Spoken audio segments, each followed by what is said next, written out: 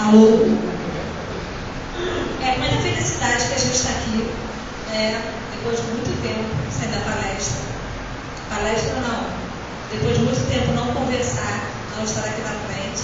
Hoje, especialmente emocionada, porque eu tenho 3 filhos lindos que estão aqui. Filhos do meu coração, que emocionam a minha vida, a minha alma. E como toda mãe, porque eles são meus filhos, quando eles surgem de surpresa à casa da mãe, e a mãe fica toda feliz, o que a mamãe faz? Faz logo um lanchinho pro filho, né?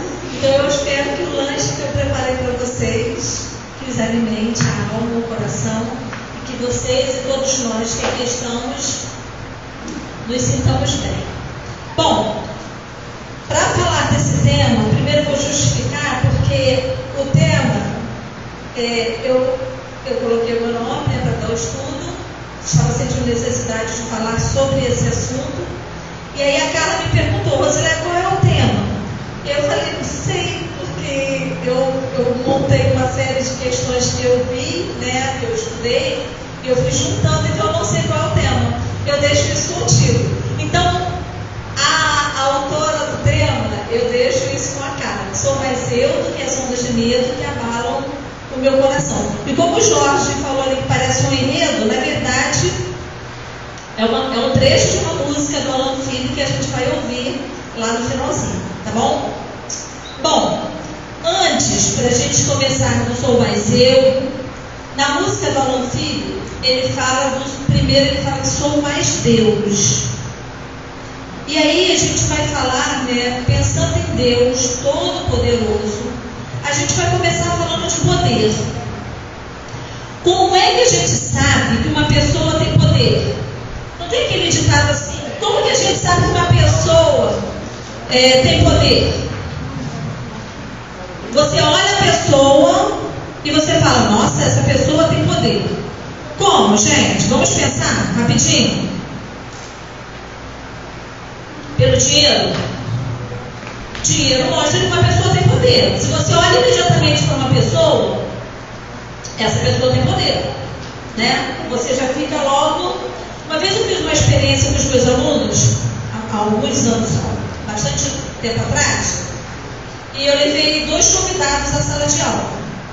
O primeiro convidado foi uma pessoa supostamente muito poderosa, terno, gravata, aquela malinha supostamente cheia de dinheiro, e a pessoa era um empreendedor e ele falou sobre empreendedorismo.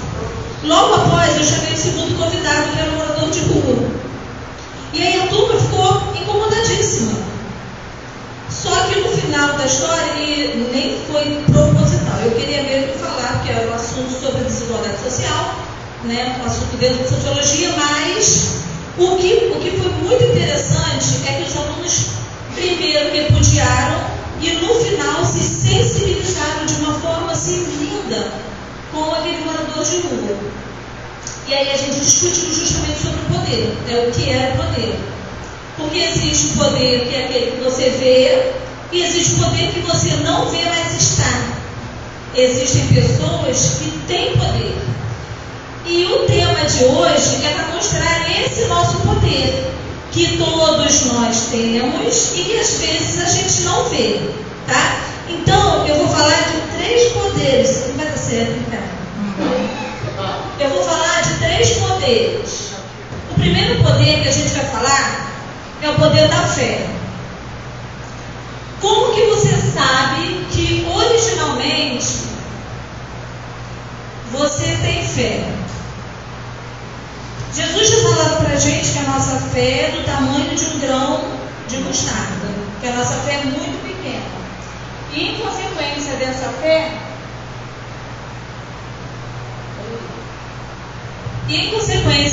fé, pequena ou da não observação do poder que nós temos perante a fé, a gente fraqueja.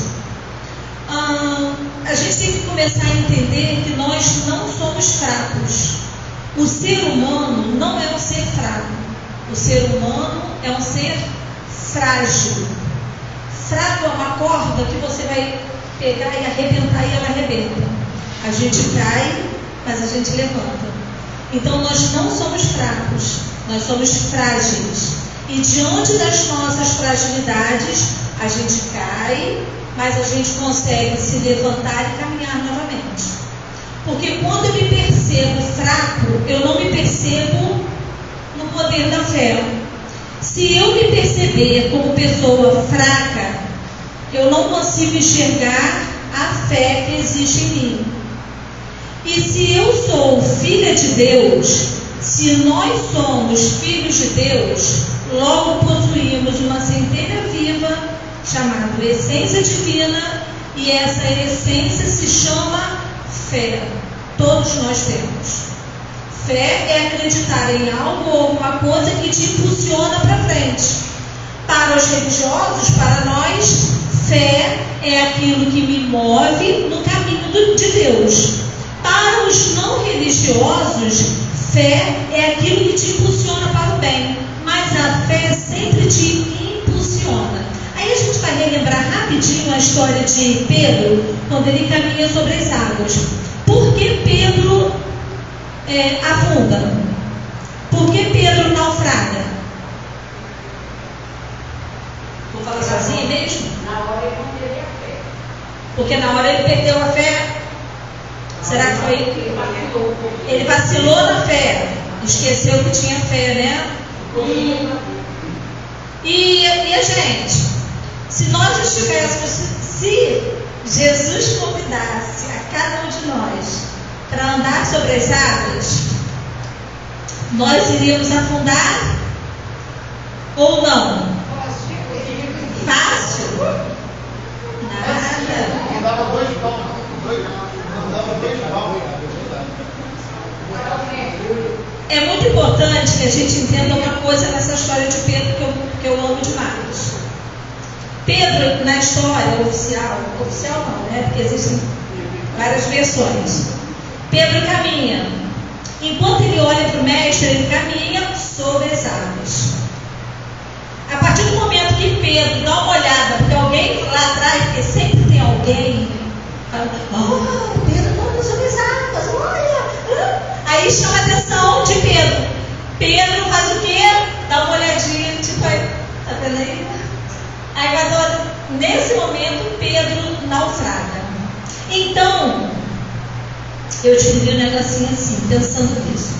O naufrágio não vem do abandono divino, mas em retirar o olhar de Jesus. O naufrágio não vem do abandono divino, mas em retirar o olhar de Jesus. Só por isso a gente naufraga. Só porque nós retiramos o olhar do Mestre, nós naufragamos. Nós somos Pedro, que somos capazes de andar pelas águas, porque podemos mirar o nosso olhar a Jesus. Mas todas as vezes que a gente abaixa a cabeça, que a gente olha para um lado, que a gente olha para trás, a gente meio que naufraga. Essa semana, conversando com um amigo professor que estava muito tristinho, um grande amigo, e eu pedi para ele, para tentar acalmar, que ele estava quase tendo uma crise de pânico na escola, e eu pedi para que ele tentasse se acalmar um pouco. Como que você pede uma pessoa muito nervosa para se acalmar? Né? Não consegue.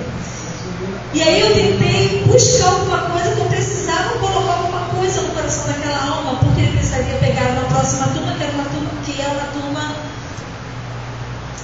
ativa, vamos dizer assim.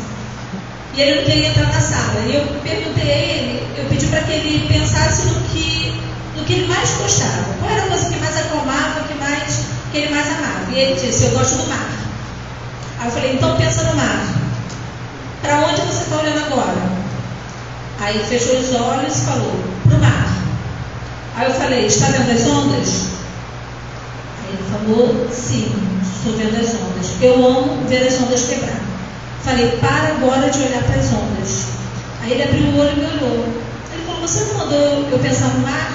Falei, para de olhar sobre as ondas. Existe uma imensidão enorme chamada mar. E você está olhando para uma pequena parte que quebra. A sua parte está se quebrando. Você tem uma imensidão enorme. Meu amigo, volta para a sala. Porque você é essa imensidão do mar. Você não é só as ondas. E a gente se abraçou, os dois choraram, porque Os dois estavam fragilizados. E ele voltou para a sala e eu acredito que ele tenha tido uma aula maravilhosa, dado uma aula maravilhosa. Nós, às vezes, porque não entendemos o poder que nós temos diante da fé, a gente não percebe, né, das coisas que a gente gosta, que de tudo que a gente gosta, a gente pode olhar a imensidão dela. Mas às vezes a gente se detém num pequeno detalhe, o detalhe do sofrimento. E é o detalhe do sofrimento que faz com que eu paralise a minha fé e com que eu naufrague. Porque na hora que eu paraliso a minha fé e eu naufrago, é nesse momento que eu estou retirando o meu olhar de Jesus. O segundo momento é o poder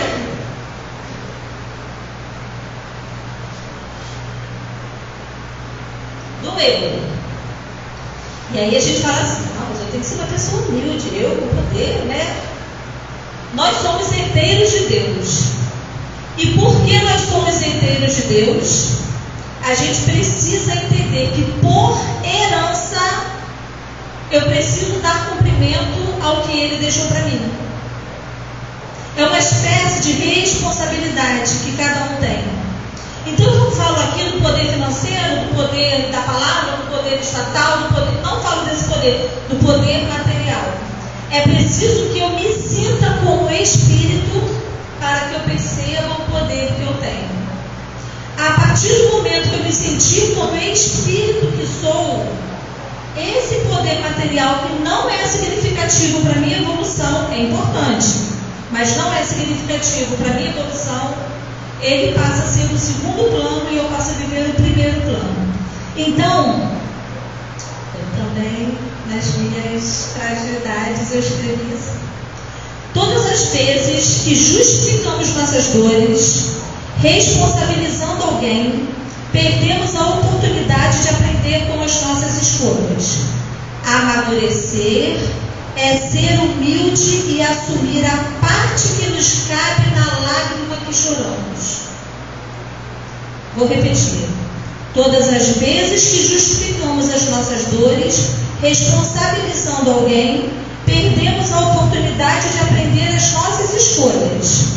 Amadurecer é ser humilde e assumir a parte que nos cabe nas lágrimas que choramos. Não estamos aqui para responsabilizar ninguém, porque sou eu quem escrevo a história da minha própria vida. Por mais coisas que aconteçam na minha vida, por mais decepções, perdas, tristezas que possam ocorrer na vida de cada um de nós, eu não posso justificar no outro a minha dor. Porque senão assim, Jesus pararia no meio do caminho, porque o bichinho sofreu. Não pararia? Mas ele não parou. Tantos outros não pararam, continuaram. E é muito importante que a gente entenda que no poder do eu, que não é o poder material, não me refiro a ele de jeito nenhum. No poder do eu preciso caminhar com as minhas próprias pernas. Ainda que os meus pés sangrem, eu preciso caminhar. Porque os pés sangrando fazem parte da vida material e não da vida espiritual. É muito importante que a gente consiga captar isso na nossa vida. Parar de responsabilizar o outro. Ninguém sofre por causa do outro. Você sofre porque você sente-se decepcionado em função do que o outro não correspondeu naquilo que você esperava que ele correspondesse. Chato isso, né? Porque é uma coisa tão evidente, todo mundo sabe disso, mas a gente fica caminhando na responsabilidade do outro. Ninguém carrega ninguém. As pessoas que se amam, amam ao lado uma da outra. As pessoas que são amigos de verdade caminham ao lado, respeitando os espaços, as individualidades e o tempo de cada um. Então, no poder do eu preciso cada vez mais entender que a gente não está aqui de brincadeira, que a gente está aqui para caminhar, que a gente está aqui para entender né? Eu preciso mirar o meu olhar em Jesus em qualquer caminho que eu esteja, em qualquer momento da vida em que eu esteja, não deixar de mirar o olhar de Jesus. E é interessante, eu sempre falo isso em todas as conversas que eu tenho, que a gente não pode parar, a gente tem que parar de achar que mirar, né, o olhar em Jesus é imaginar esse Jesus longe, sabe? Branco, de roupa branca. Eu estou querendo subir com todos os compôs brancos que tem lá na minha casa por conta de peças espíritas. A gente tem que parar de achar isso, porque Jesus ele está do nosso lado o tempo todo da melhor forma possível. Através de um amigo, através de filhos lindos, através de irmãos, de pessoas que a gente ama, através de todas as pessoas. Jesus está aqui o tempo todo. A gente que não consegue perceber, na mansuetude do Mestre, o poder que ele tem de estar ao nosso lado. Por conta da nossa pequenez, por conta de não perceber esse poder que eu tenho quando eu miro os meus olhos em Jesus. Então, mirar os olhos em Jesus é não perder esse poder que eu tenho, que é ter a fé suficiente para entender que eu posso caminhar. Mesmo sofrendo, eu posso caminhar. Chico Xavier, ele conta, né, que certa vez contam para ele como que ele consegue caminhar, como que ele conseguiu caminhar tão rápido, né, na jornada, quando ele estava aqui na Terra ainda, na jornada evolutiva da Terra. Porque é tão difícil, como que ele conseguiu sobrepor tantos preconceitos, tantos erros e estar tão lindo, né, como Chico. E aí Chico, humildemente, porque era um cara de poder, humildemente ele fala: às vezes eu sinto que rastejo. Aí as pessoas pararam: caramba, Chico rasteja, o que eu estou fazendo aqui? Só que Chico levanta aqueles olhinhos lindinhos dele e fala: mas rastejo sempre para frente, não para. Essa é a diferença do poder do eu, de você entender que em qualquer situação, diante do pior sofrimento, não pode parar, rasteja, mas sempre para frente. E aí vamos para o terceiro poder. Meu estudo já está acabando, eu tenho um monte de coisa para falar. Esse é o poder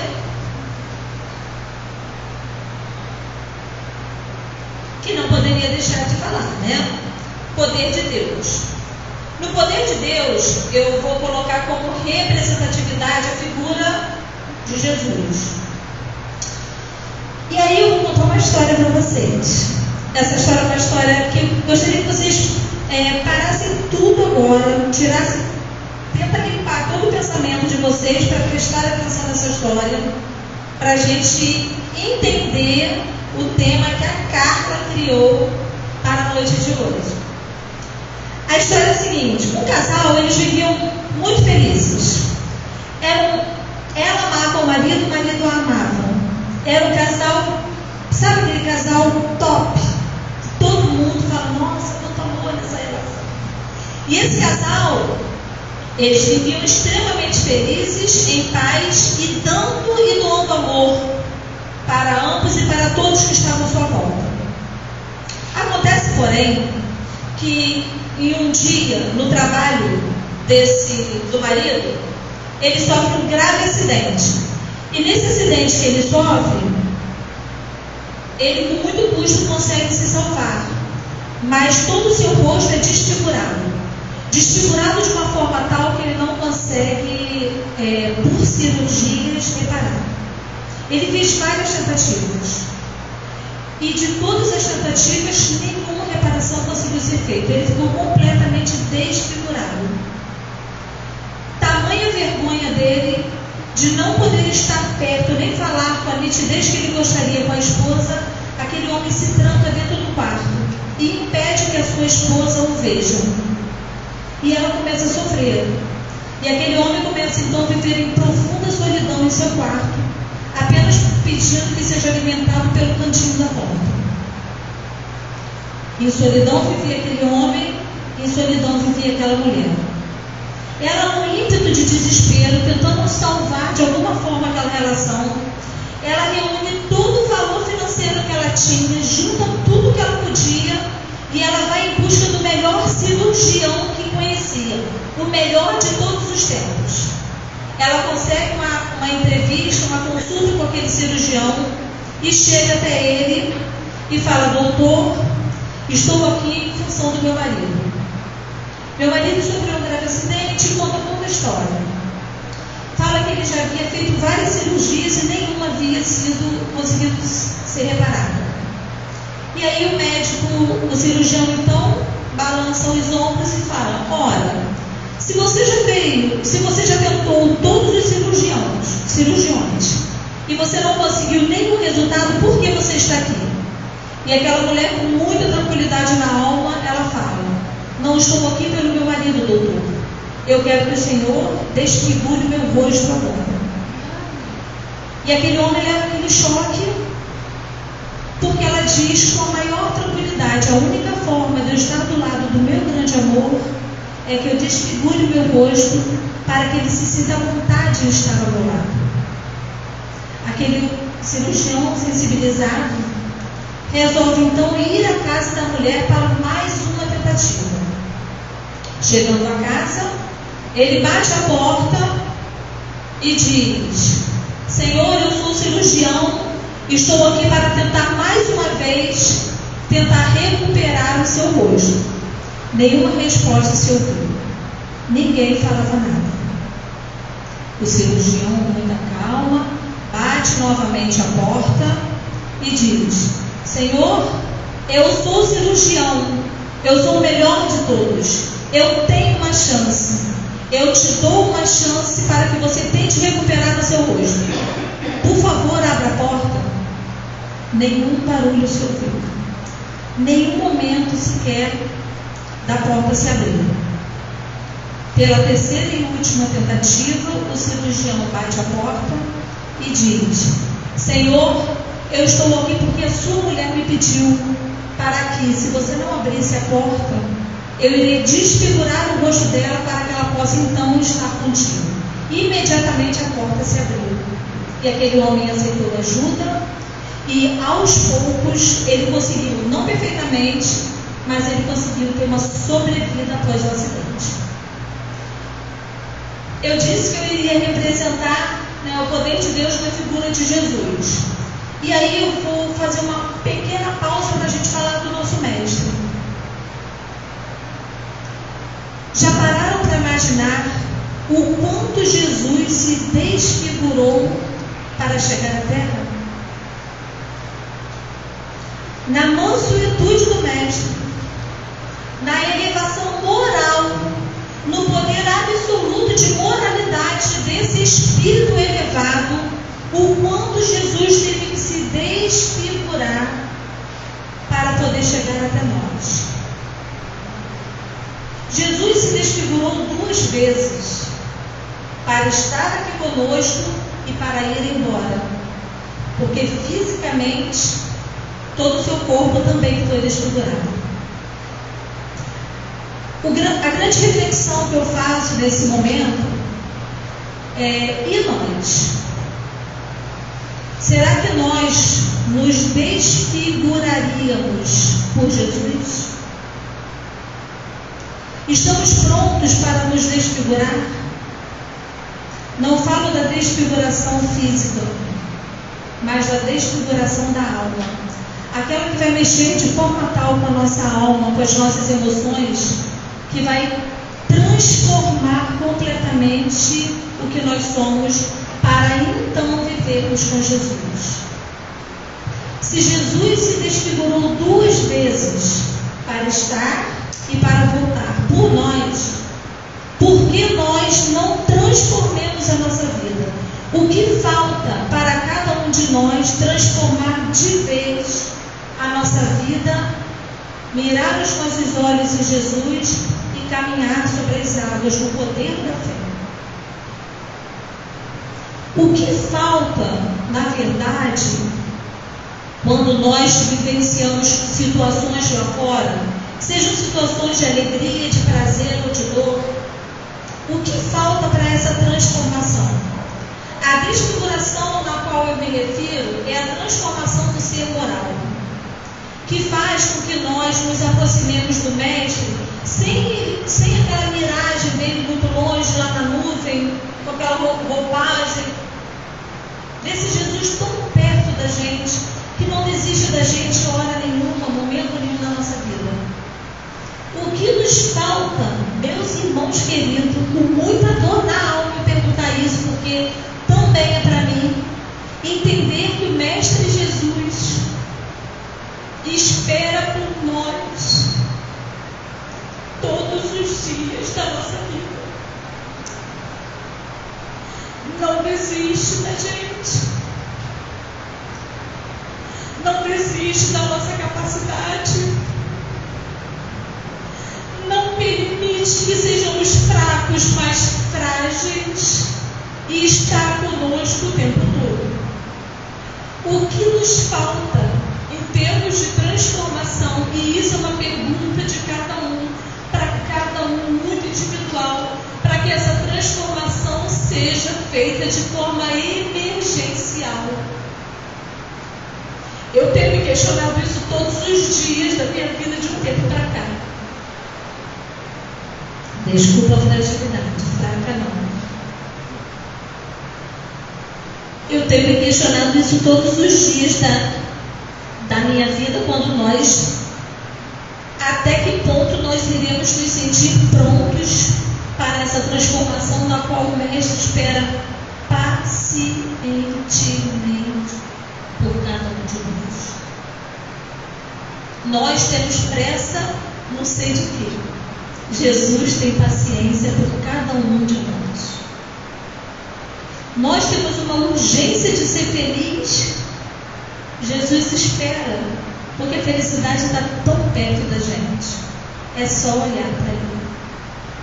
Então, essa felicidade que a gente busca, essa urgência que a gente quer, essa emergência que a gente sente em querer algo, é a saudade de casa, é a saudade da nossa casa espiritual. Lá no Evangelho, no livro A Melancolia, no texto que fala da melancolia, ele fala isso. Depois vocês procurem em casa para dar uma olhadinha. Que aquela tristeza aparente que domina o nosso coração e a gente não sabe como, em outras palavras, evidentemente, é saudade de casa, da nossa casa espiritual. Nós somos espíritos imortais, estamos aqui de passagem. Então é muito importante que a gente entenda qual é o nosso papel, por que nós estamos aqui e para que eu devo continuar aqui. Porque nada vai ser em vão. Ainda que eu não faça nada, ainda assim não vai ser em vão. Deus, com a sua misericórdia bendita e divina, Ele vai aproveitar alguma coisa do nosso nada. Deus é incrível mesmo. É um ser incrível. Porque mesmo quando a gente não faz nada, mesmo quando a gente só fica parado chorando, ainda assim Ele consegue aproveitar alguma coisa do Filho bom, do poder que nós temos, da fé, essa centelha divina que existe dentro de cada um de nós. E é por isso que na música Alã Filho, ele retrata isso muito bem. Sou mais eu do que as ondas de medo que abalam o coração. Sou mais Deus do que as ondas de medo que abalam o coração. Medo, até certo ponto, é bom, porque me freia, me dá uma parada, me faz refletir, isso eu posso, isso eu não posso. Medo demais paralisa o ser humano. Nós não nascemos para ficar paralisados. Ter fé é alçar força suficiente para continuar caminhando, ainda que com medo, mas não parar jamais. Entrega para mim, por favor. Vou entregar para vocês a letra da música do Alã.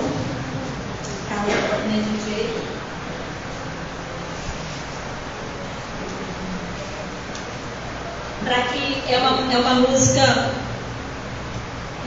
conhecida na maioria, mas ele fala desse poder, né? Alã Filho, ele já começa falando desse poder que nós temos, do poder da fé, do poder do eu, do poder de Deus sobre as nossas vidas. A capacidade que cada um de nós tem em estar com Jesus, sentir Jesus e não deixar de mirar Jesus. E aí ele começa dizendo assim: vai e descobre caminhos por entre sementes de luz banhadas de amor. Já está mandando ir. Ele não está perguntando se a gente quer, não. Olha o poder. Olha o poder aí. Vai e descobre caminhos por entre sementes de luz banhadas de amor. Qual é o caminho que eu tenho que seguir? O caminho que a tua consciência pedir. É nela que está escrita as leis de Deus. Para, escuta-se e vai. Vai e descobre caminhos por entre sementes de luz banhadas de amor. E em paz segue os passos de fé sobre as pedras pontudas da dor, suave lição. Suave lição, porque é apenas uma existência que eu estou aqui, das várias milhares que eu já passei e ou irei passar. Por isso é uma suave lição. Nenhum sofrimento aqui na terra será eterno se eu conseguir mirar Jesus. Será apenas uma suave lição.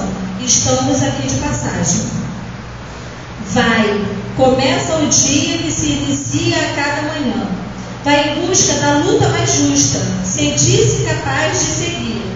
Não há como falar de coragem sem se aceitar a existência do medo. Somos frágeis. Vou repetir, não somos fracos, somos frágeis. Estamos com a alma talvez fragilizada, mas fracos não, porque nós temos um Deus que nos sustenta. Na sua misericórdia divina, Ele nos sustenta o tempo todo. Vai que a vida não surgiu para ser um eterno segredo de Deus. Mas, quando a noite vier e o cansaço selar teu futuro, descansa em paz. Consciência tranquila, porque a gente cumpriu bem o nosso dia com Ele. E assim poderás repensar novas metas perante o escuro, buscar o amor de Deus. Mesmo com medo, acredita em ti mesmo e descobrirás que és capaz de mudar como o mundo, de crescer como o rumo, de iluminar a própria paz. Essa paz que confia no poder do tempo e que espera o devido momento em que dirás: sou mais Deus do que as ondas de medo que abalam o coração. Sou mais eu do que as ondas de medo que abalam o coração. Confiemos no nosso Mestre Jesus, confiemos em Deus e não duvidemos jamais do amor dele sobre nossas vidas. Vamos ouvir a música, acompanhar e já agradecendo a todos vocês pela conversa de hoje, pela atenção e principalmente que eu desejo que cada um de nós saia daqui com um ponto de reflexão, não para a doutrina, não para os outros, não, mas cada um por si, porque Deus está por todos, literalmente, mas nesse momento, cada um por si, na sua consciência tranquila de que pode estar fazendo mais, cada vez mais. Que Jesus nos abençoe, nos ilumine e que, acima de tudo, nós possamos ter uma noite tranquila, uma semana maravilhosa, seguindo sempre os braços de Jesus. E se Ele nos chamar para caminhar sobre as águas, que nós possamos ir, porque a gente não vai afundar mais.